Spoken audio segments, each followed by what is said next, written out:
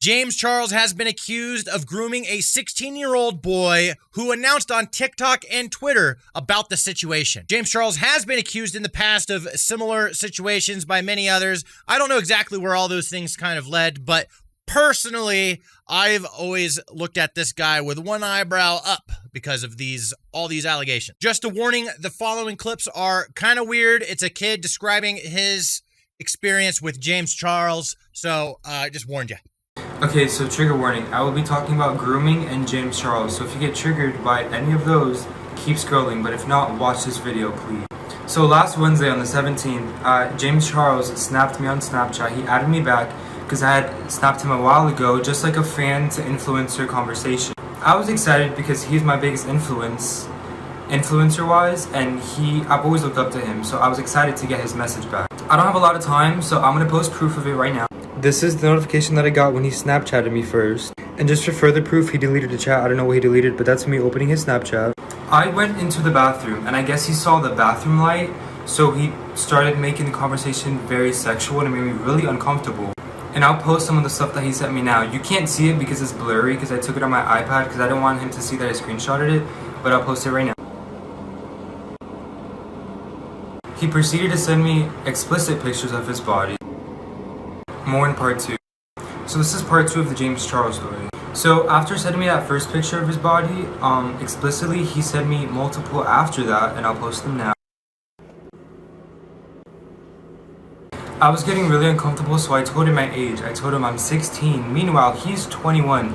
He's a grown man. And then he proceeds to say, oh, but I didn't even get to see meaning my body.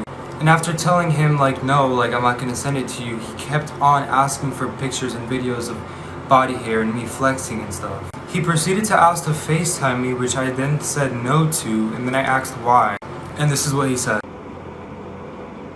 It's sad to say that I can't even look up my biggest influence the same again. I've heard multiple stories about him doing this to people, but you never believe it until it happens to you. So now I'm a big believer of what James Charles does to other people, and it sucks because he has so much going for him, and he does this to himself. All I ask from TikTok is to try to boost this video as much.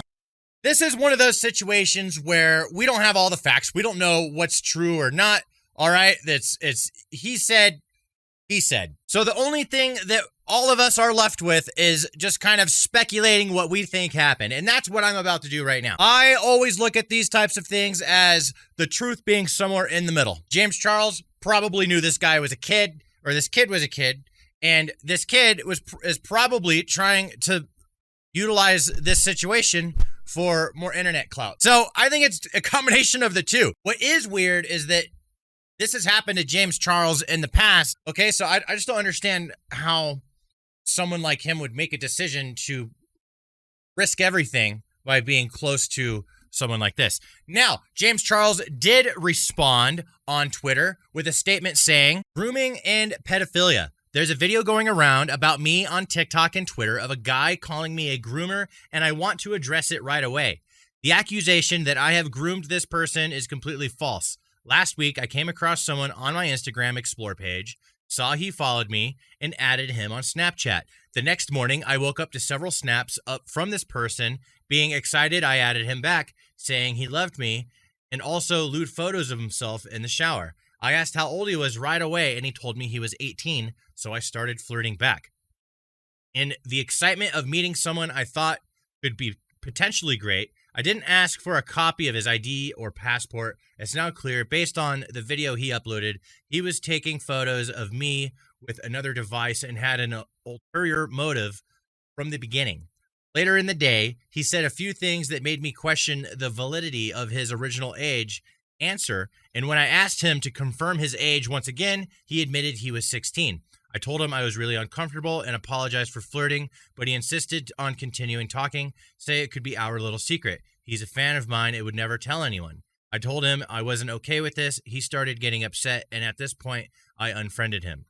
We haven't spoken since. I'm not victim blaming him or victimizing myself either, simply sharing what happened, and what happened was not okay. After false allegations like this in the past, I would never knowingly engage with anyone underage or put my life on the line for a few Snapchats. Because of situations like this, instead of taking someone's word for it, I will now ask to see the ID or passport of every guy I have a conversation with.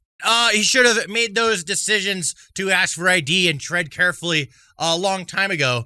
And it's suspicious to me that he's just now saying, you know what, after the second time this is happening, I think I'm going to start being careful. Well, there's something more to this. I think that James Charles was more aware than what he was saying just because of that. But that's just a personal opinion of mine. It's a vibe I'm getting, you know. I mean, this is a high dollar guy, and he's just now saying that he's learning his lesson not to put everything on the line and engage these types of people. One thing that is very interesting is that the original videos from the accuser have been removed by Twitter from the platform. So you kind of like, you know, everyone's finding them through other means, but that's kind of interesting. And also what's interesting is anyone also sharing videos or any detailed information about the situation targeting James Charles is also getting removed. So my first thoughts, I don't know if this is true or not. You know, I'm like, what's it called? Speculating, right? I think that, you know, maybe James Charles talked to his people, had them talk to some people, which ended up getting these things removed from the internet. So we're just going to have to wait and see. Is James Charles canceled? Probably not, because he addressed this stuff right away head on. He already knows how to take care of that. When there's drama, you got to address it right away. Don't ignore it. Hope it goes away. And so he's attacking it right away. I don't think he's going to get in trouble or anything. But you know what is real? Is there's just going to be a lot more people thinking that James Charles is a pedophile and he's a weirdo and he needs to stay away from everyone's kids. That's all we have for today, my friends. Thank you very much for watching another episode of The Feed. I am Papa Stanimus. I love making these videos. Make sure you hit that like button, hit the subscribe button, drop a comment down below. Did he do it? Did he not do it? What do you guys think? Let's argue. See you guys in the next video.